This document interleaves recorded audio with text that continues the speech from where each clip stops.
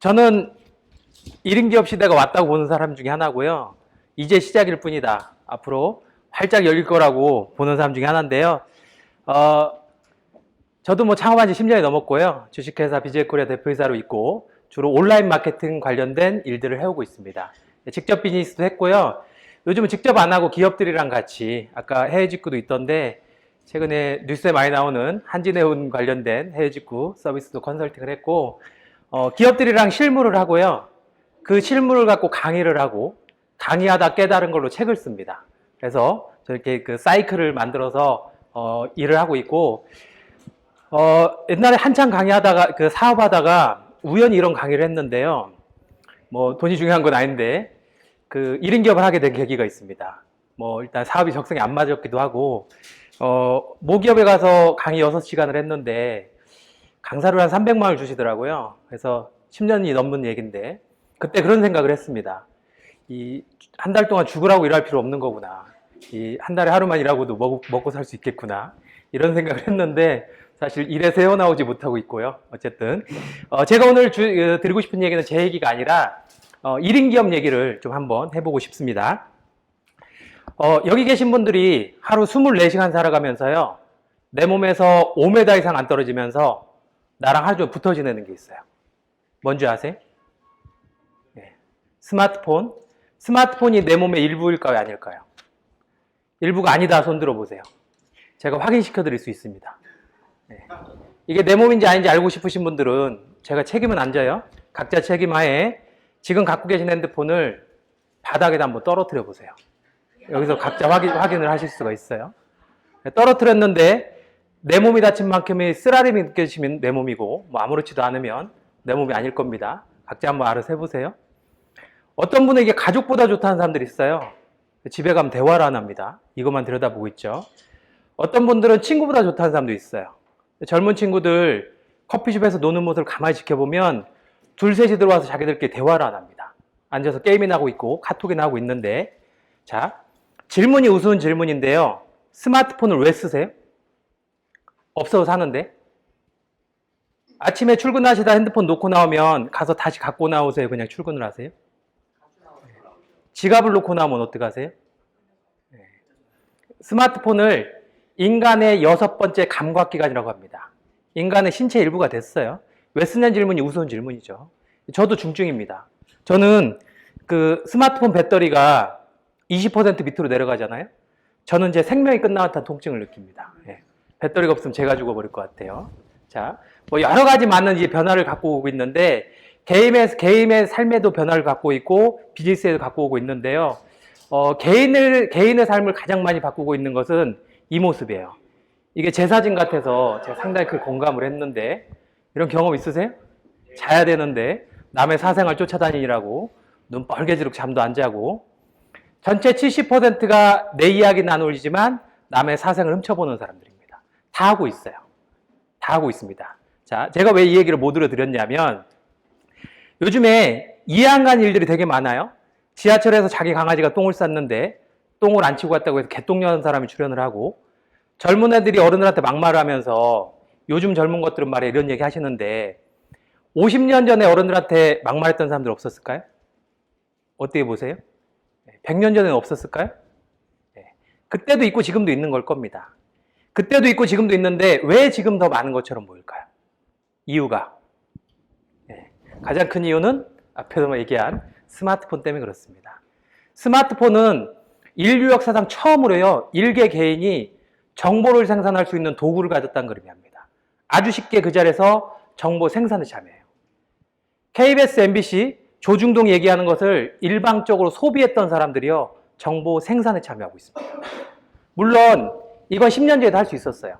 디지털 카메라랑 피처폰으로 할 수 있었습니다. 근데 그때 아무리 찍어댄들 이걸 역시 누군가한테 보여주려면 KBS, MBC, 조선일보, 동아일보 이런 매스미디어의 힘이 필요했는데 요즘 안 그러죠.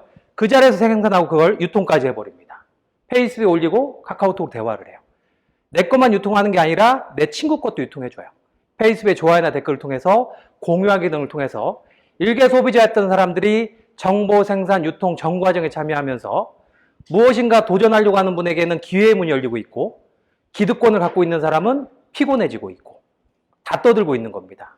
자, 이런 현상 때문에 뚜렷하게 나타난 현상이 개인이 강해지고 있어요. 오늘 주제입니다. 개인이 강해지고 있는 아주 뚜렷한 현상들이 나타나고 있는데, 뭐 10년 전에 대표적으로 불렸던 거 파워블로거라는 사람입니다.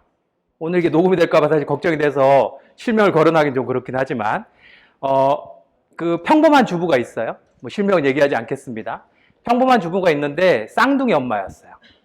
블로그를 열심히 하다가 집에서 애를 키우면서 요리를 하고요. 요리한 장면을 찍어서 자기 블로그에 올립니다. 방문자가 늘어나요. 그 해당 주부 블로그에 방문자가 하루 많을 때는 20만 명 넘게 들어옵니다. 근데 이 주부가 가만히 보니까 블로그에서 뭐 할 수 있겠는 거예요. 뭐 하기 시작하냐면 블로그에서 대놓고 물건을 팔기 시작해요. 제가 강원도 가서 감자를 하나 먹어봤는데 감자가 너무 맛있어요.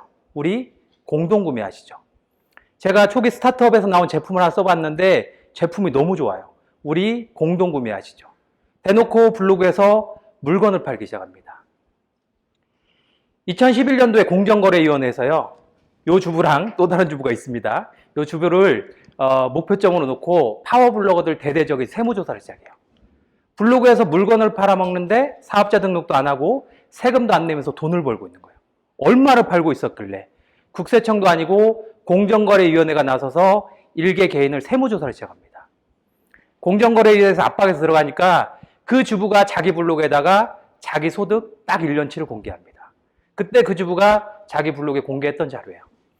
제가 2010년 7월서부터요, 2011년 6월까지 12달 동안 제 블로그에서 160억을 팔았습니다. 라고 공개를 해요. 쌍둥이 엄마인 줄 알았더니, 평범한 요리 잘하는 주부인 줄 알았더니 블로그에서 1년에 160억씩 물건을 팔고 있었던 거예요. 이런 세상 이해되세요? 정말 많죠. 개인이 강해지고 있습니다. 개인. 아주 뚜렷한 현상이고요. 요 파블로 좀 오래전 얘기고요. 최근 사례로 놓고 보면 혹시 양띵이라고 아세요? 양띵 아시는 분? 여기 많이 아실 것 같아요. 네. 양띵. 네, 모르시는 분을 위해서 여기 보이는 아가씨가 양띵입니다. 양띵 20대 후반이에요. 한 29 정도 됐을 겁니다. 예. 양띵이 뭐 하냐면요. 저녁에 컴퓨터 켜고 자기가 막 게임하는 모습을 중계를 해요. 저녁에 드라마를 보고 싶으세요? 양띵 게임 중계를 보고 싶으세요? 양띵 별로 안 궁금하시죠? 예. 양띵이 초통령으로 불립니다. 초통령. 주변에 초딩, 중딩 있으면 물어보세요.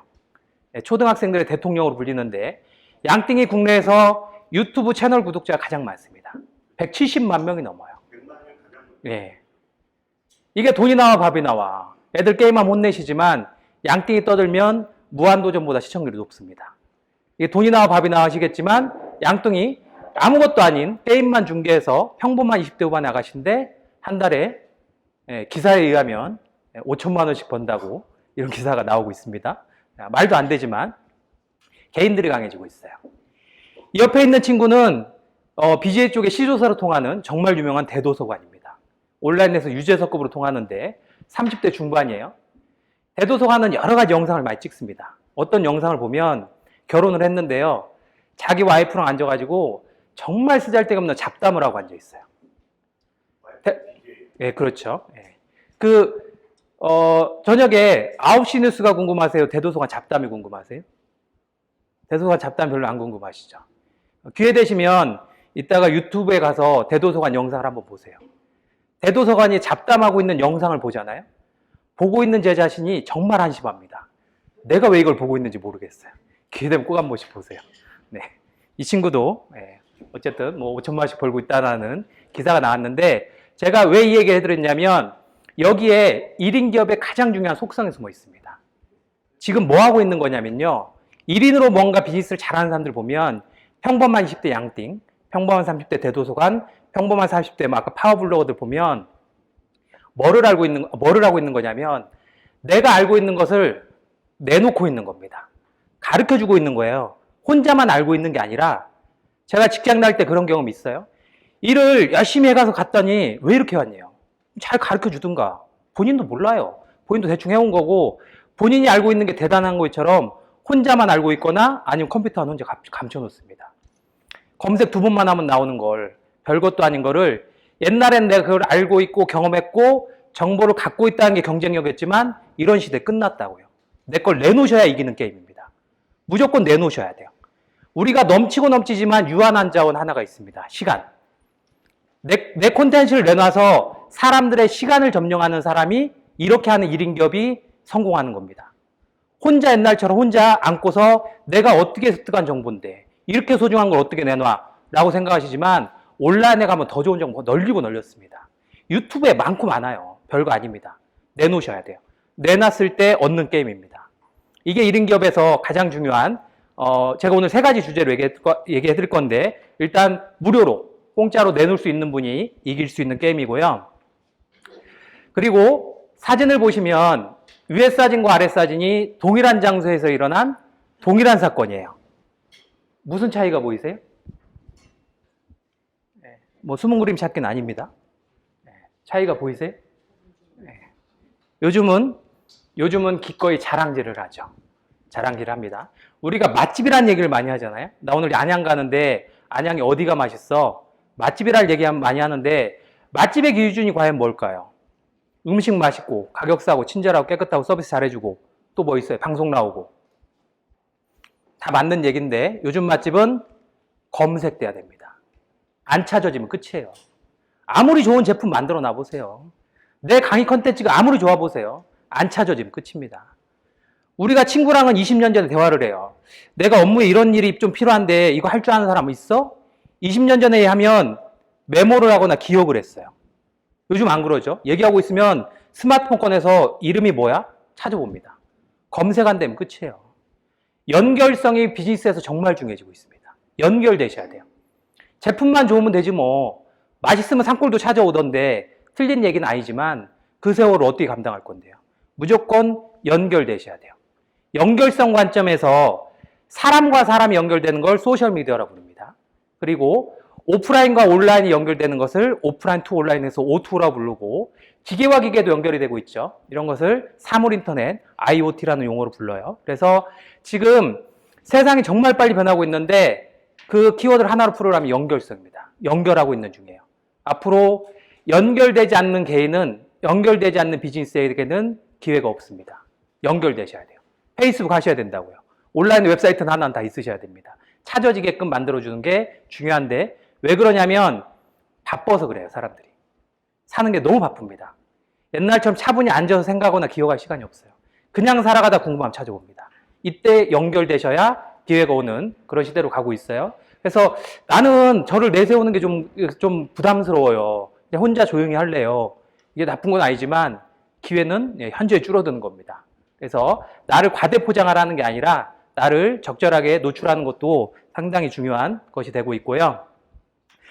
아까 말씀드렸던 겁니다. 사람과 사람도 연결되고 있고 오프라인과 온라인도 연결되고 있고 우리 스마트폰에 쓰는 대부분 서비스는 다 O2O 서비스죠. 그리고 기계와 기계도 연결이 되고 있습니다.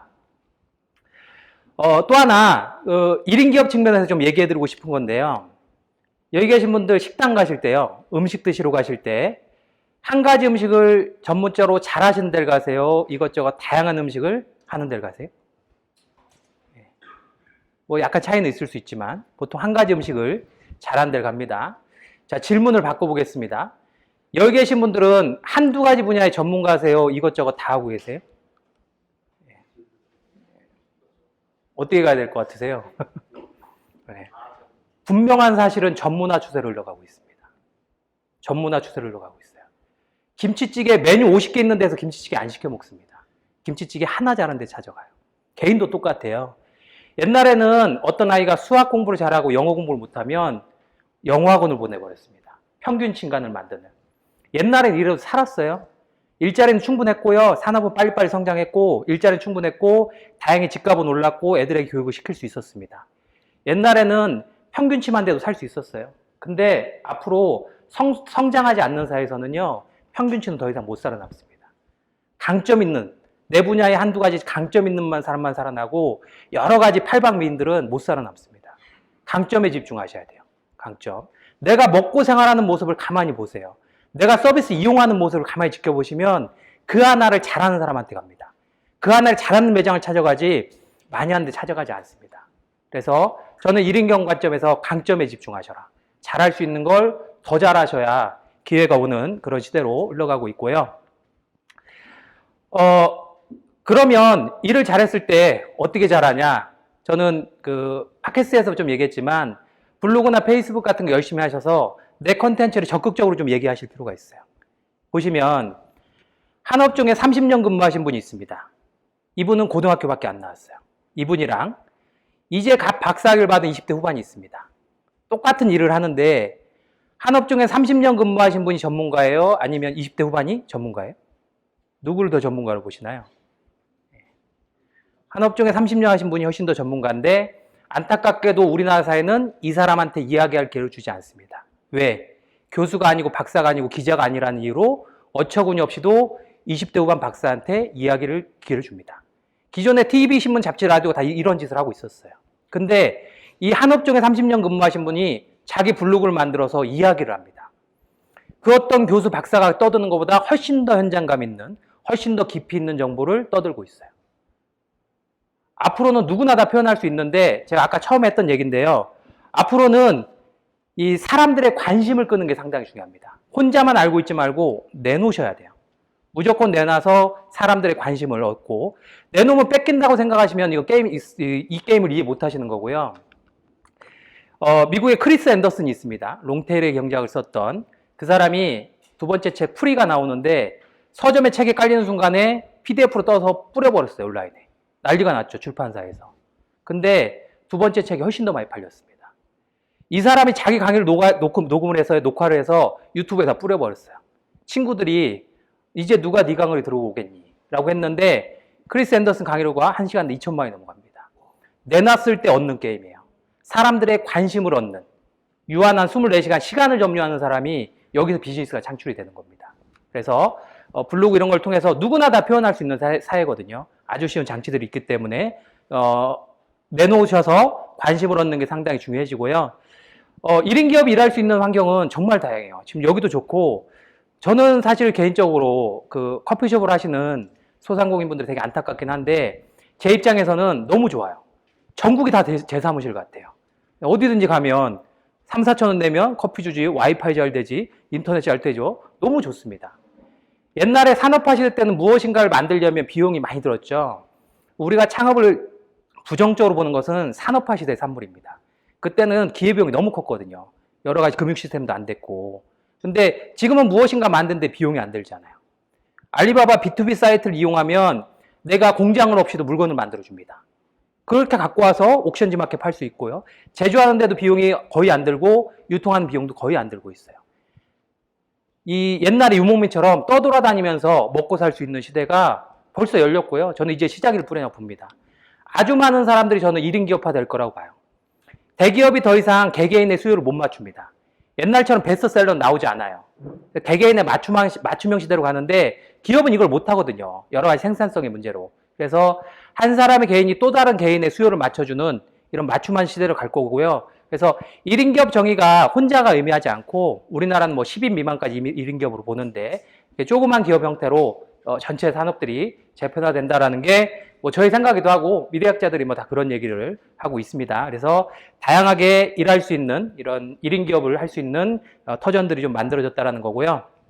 자, 마지막으로 이제 드리고 싶은 얘기인데 아까 공짜와 연결성을 얘기해 드렸어요.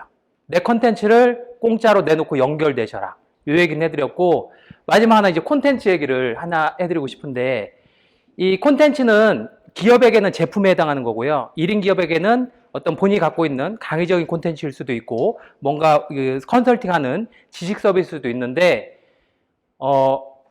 제품력은 가장 중요한 절대가치예요. 제품이 안 좋으면 못 파는 겁니다.